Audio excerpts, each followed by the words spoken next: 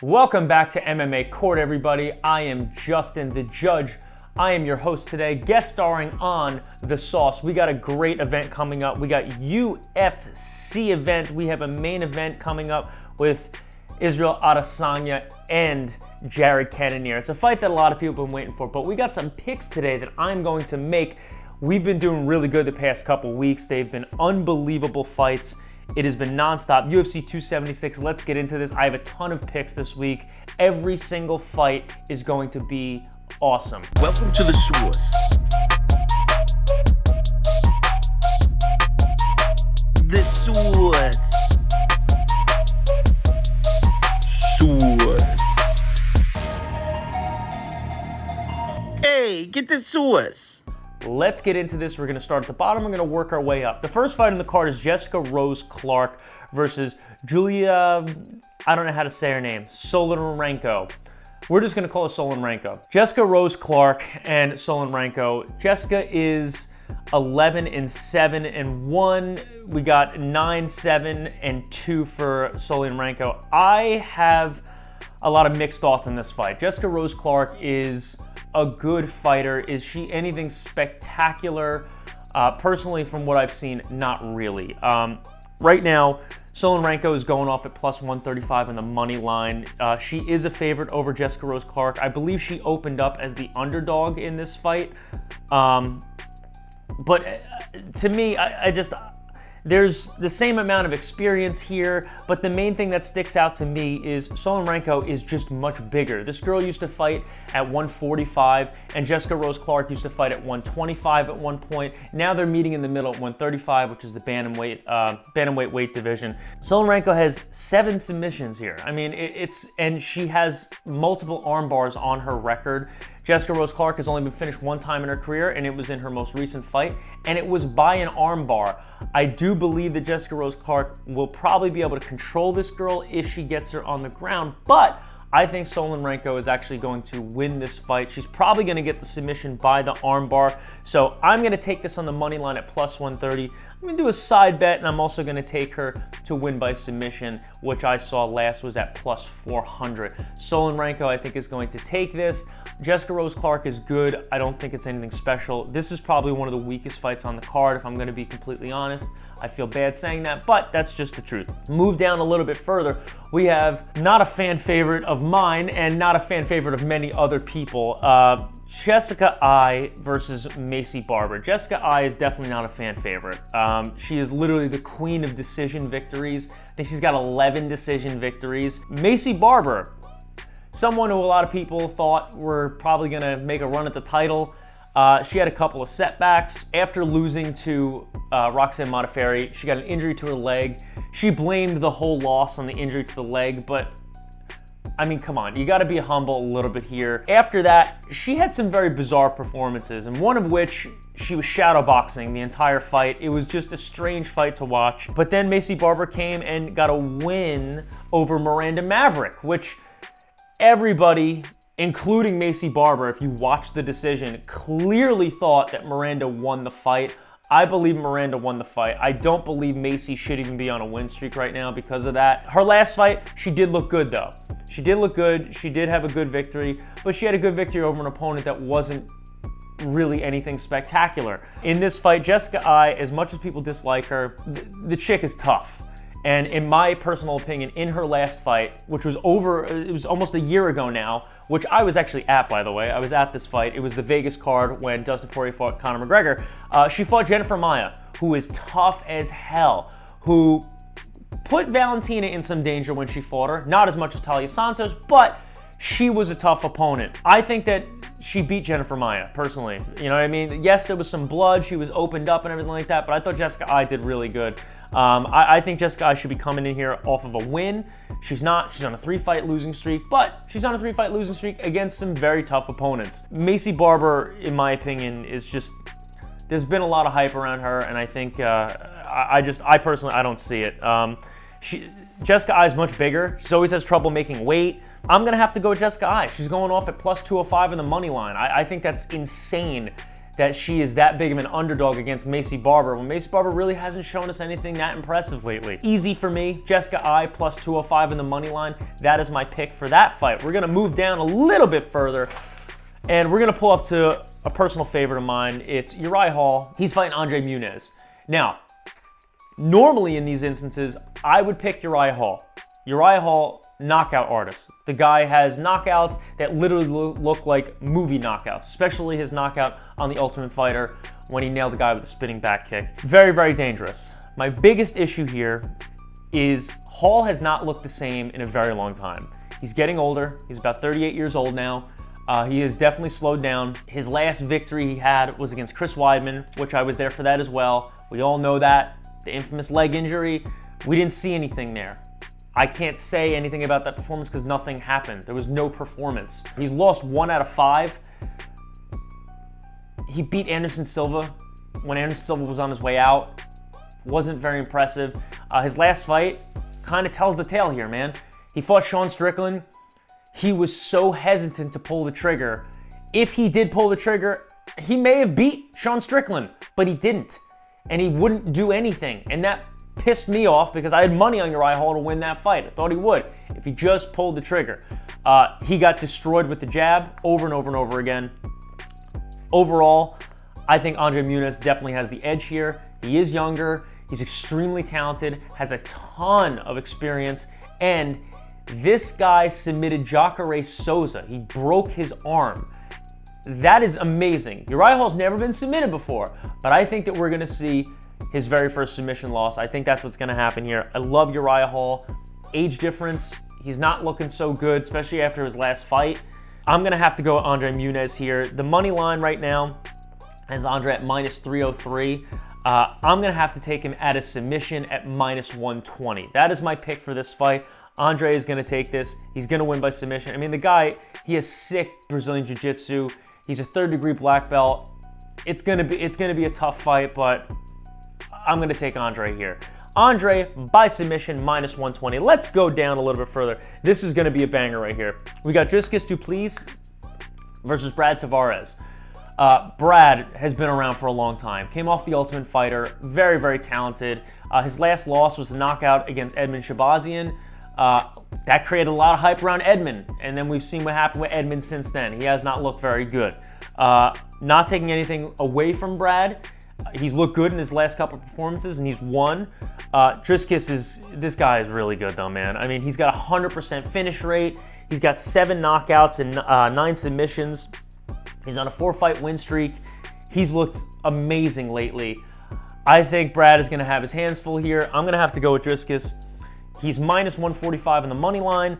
To get the finish, he is plus 130. I'm going to do 2 separate bets on this personally. I'm going to put money on the money line, and I'm also going to put it on him to finish Brad at the plus 130. I think that's what's going to happen here. Brad is very, very talented. I just think Dricus is on another level right now. That's what my pick is for that one. We're going to move down a little bit further. Now, this fight, a lot of people are talking about. It's a guy who has a ton of hype. Gabriel Green versus Ian Garry. Obviously, we know why Ian Garry has so much hype around him. Yes, he is like 9-0, but because he's Irish, and everyone knows me how much I hate Conor McGregor. I don't like him. I've never liked him. Even when the hype was around with Conor, I've never liked that guy.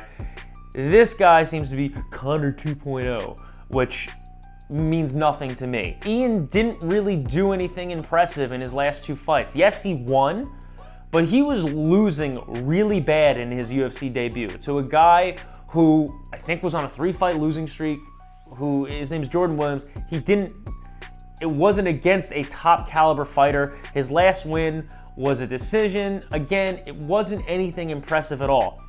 Gabriel Green, on the other hand, looks awesome. I don't buy the hype behind Ian Garry. Gabriel Green has looked awesome. He's 11-3, and his 2 losses were to 2 monsters. He lost to Jalen Turner, who is also fighting on this card. We're going to get to that as well. He's fighting Brad Riddell, but he lost to Jalen Turner, monster. And he lost to Daniel Rodriguez, which was his most recent loss. Daniel Rodriguez is literally the dark horse at 170 right now. That guy has looked amazing.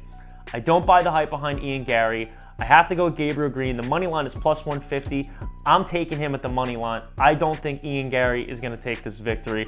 And Gabriel Green, I think in his most recent fight, beat a guy who was 8-0. He gave him his first loss. I think we're going to see that again tonight. Gabriel Green is going to win. Money line plus 150. That is that. We move a little bit further to something that means a lot to me. Jim Miller, who is from the state of New Jersey, which is where I'm from. Guy is an incredible human being versus another legend, one of my favorite fighters of all time, Donald Cowboy Cerrone. Jim Miller is going off at a minus 195 favorite. There's a lot of reasons why I'm picking this fight. I have to go with Jim Miller on the money line here at minus 195. He's probably, I think he might finish Cowboy. Jim Miller, even at his age, with all the fights he's had, we're talking a combined record of almost 100 fights between both of these guys. 100 professional fights. That is absolutely insane. Jim Miller's looked really good recently. Cowboy hasn't. Let's be honest here. Cowboy has not looked good. I think he's lost like 5 fights in a row, 6 fights in a row, a lot of which were brutal knockouts. I love the guy. I hope that he stops this soon. I really don't want to see him take any more damage because he just came out with a movie, Terror on the Prairie. Go see it. It's very good on the Daily Wire. The guy's got talent in other places. I want to see him do something different. But as far as this fight goes, I think Jim Miller is going to take this one. Also combined with the fact that Cowboy was booked for the past couple months to fight Joe Lozon. We all know how that went down. Both times, someone fell out. Joe fell out of the last one, and the one before that, Cowboy got sick and fell out of that. But Cowboy has had to cut weight 2 times in the past like 4 months. That's not good. Granted, this is at 170 and he was cutting down to 155, but that's not good for your body. I think Jim Miller's going to take this. Minus 195 on the money line. Jim Miller is my pick for that. Godspeed, Cowboy Cerrone. I love you. I hope that you don't get hurt in this. I hope it's a submission victory. I'm not saying I'm taking him by submission, but I hope it's something where you don't get injured anymore. The banger of the night, Jalen Turner versus Brad Riddell. Brad Riddell had one of the greatest fights I've ever seen against Drew Dober. It was madness. He ended up coming out on top. Drew Dober is an absolute animal. Jalen Turner, though, this guy is awesome. His record, 12-5. A lot of people looked at it like, oh, it's not that good. Yeah. F the record, all right? Jalen Turner has looked amazing in his last couple fights. This dude is extremely talented.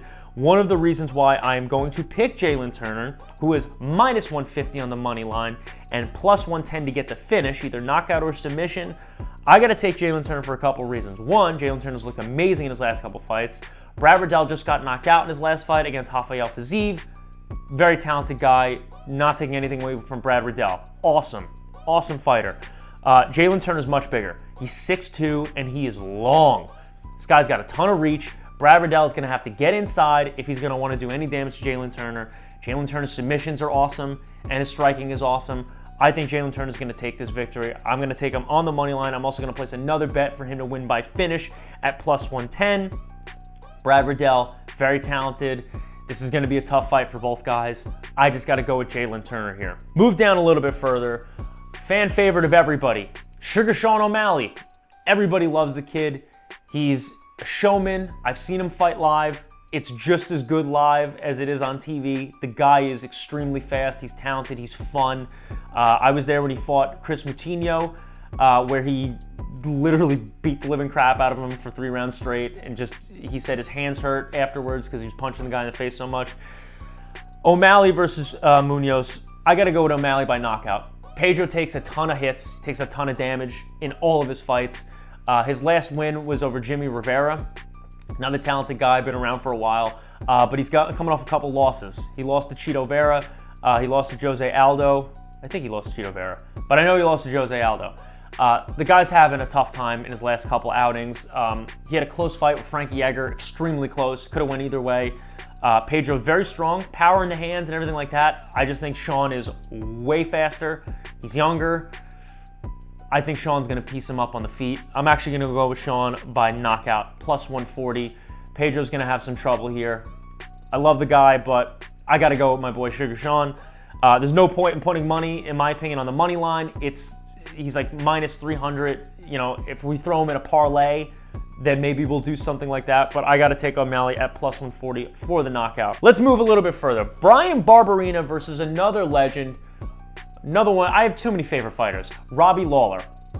Robbie Lawler, again, has not had a lot of success in his last couple outings. His last fight was against, you know, another legend of the sport in Nick Diaz. Amazing fight. It was a war on the feet. These guys beat the living crap out of each other. Robbie looked good in the fight. You know what I mean? He looked good in his last one, but I'm going to have to go with Brian Barberena on this one. Brian Barberena, he's younger. I mean, Robbie's 40 years old now. You don't get better with age with this sport. It just doesn't happen. Unless you're Glover Teixeira and you just defy everything that I just said. But I can't go with Robbie on this one. I love him to death. But Brian Barberena looked good in his last couple fights, man. And you're giving me plus 100 on the money line. I get to double my money. I'm going to take Brian Barberena here. I think he gets the victory. I don't know how he's going to get it, but I do believe Brian Barberena will get the victory here against Robbie Lawler. Now, another gigantic hype train. Alexander Pereira versus Sean Strickland. Alex is coming in. He doesn't have a lot of experience with mixed martial arts. He has a ton of experience with kickboxing. And the storyline behind that, you can find on my channel at MMA Court, because I'm going to release a video tomorrow about Alexander Pereira. Sean Strickland is really good, man. A lot of people don't give this kid enough credit. And he's a complete psychopath. And every time he has an interview, it's hilarious. Sean Strickland's amazing. He's really good. He only has, I think, like 2 or 3 losses, and none of which are at middleweight. They were all at 170. He's looked amazing in his last couple of outings. The guy has got unbelievable hands. And he was training over at Extreme Couture with Eric Nixick. And if everyone knows, the guys that are coming at Extreme Couture lately that are being trained by Eric have been looking amazing, especially in the wrestling. Francis Ngannou, perfect example. Looked amazing against Cyril Gane. What was the key factor? It was wrestling. I know Sean has been working on his wrestling a lot. It's something that he's going to need to use in this fight against Alex. I pray to God he doesn't try and stand with him. Alex is so dangerous on the feet. I think that Sean will actually take the coward's way out, as he put it in his interview.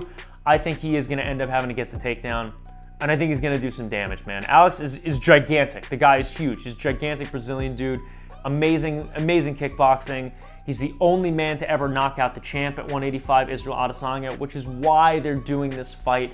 They're trying to paint this storyline here. I think the UFC, and I never say this, but I think the UFC is kind of banking on Alex winning, so there's actually a clear-cut person for Izzy to fight after this if he ends up beating Jared Cannonier. I got to go with Sean Strickland. It's dead even. They're both minus 110 on the money line. I'm going to go with Sean here. Minus 110 for me.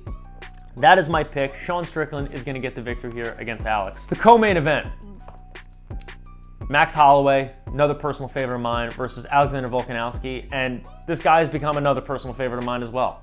After what we saw Volkanovski do to the Korean Zombie, which, let's be honest here, we all knew that Zombie was going in. He was going to get completely outclassed. He didn't deserve to be in there, in my opinion, at all. He was on a 1-fight win streak.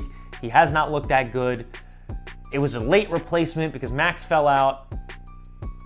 It's just, Alexander's last performance is tough to actually use with this, because I don't believe Zombie should have even been in there. Now, before that, Volk fought Brian Ortega, and Brian Ortega did amazing in that fight.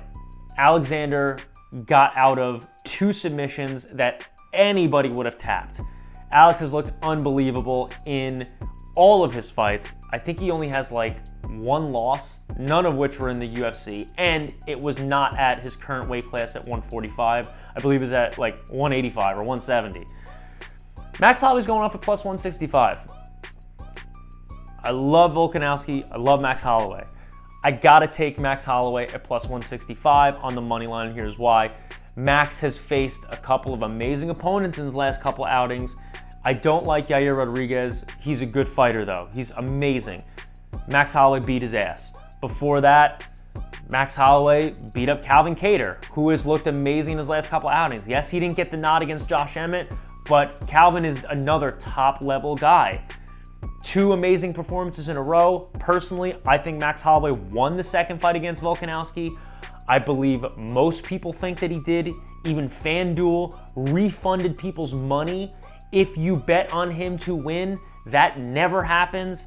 I got to take Max Holloway at plus 165 on the money line. I don't think there's going to be a finish here. It's going to be a 5-round war yet again. I think Max Holloway gets the victory here against Alexander Volkanovski. The main event, Israel Adesanya versus Jared Cannonier. It is very difficult to pick against Israel Adesanya. And I'm not going to do it today because I don't think Jared Cannonier is going to be able to touch Izzy. Jared is so talented. He is strong as hell. He's big. I just think Izzy's too fast. That's the main factor here. Israel is just too fast. He's going off at minus 450 on the money line. It is so difficult for me to put any money on a minus 450 on the money line here. I think it's going to be a chess match back and forth. It's probably going to go all 5 rounds. I'm going to take this fight. I'm not putting any money on minus 450, but I am going to throw him into my parlay, which is going to be available on the VIP for the website at the Sauce. I'm going to take Izzy to win this fight against Jared. Jared's a talented fighter, but I can't see him beating Izzy. He's just too fast. He's too talented. There's too many different strikes coming at him, and especially after Jared lost to Robert Whittaker, he gets hit a lot, by guys that are faster, and he's very good, but Izzy is he's just on a different level here, man. That's my pick. It's going to be Izzy. I'm going to take the money line in a parlay, which is going to be released on the website. Make sure you subscribe to this channel. Make sure you subscribe to my channel at MMA Court. I got a couple videos I'm going to drop over the next couple days that are going to be interesting, and they're going to be about Jared Cannonier, and they're going to be about Alexander Pereira. It's going to be interesting. You should tune in and watch those. Maybe that'll impede, your decision on what you're going to pick in this upcoming fight. Tune in, watch. Thank you guys for listening. I'm Justin, I'm the judge. Go to my channel, MMA Court. Go to my Instagram and subscribe there, or follow there. It's MMA_Court. Thank you guys so much. The Sauce, the judge, everybody, we are out and the case is closed.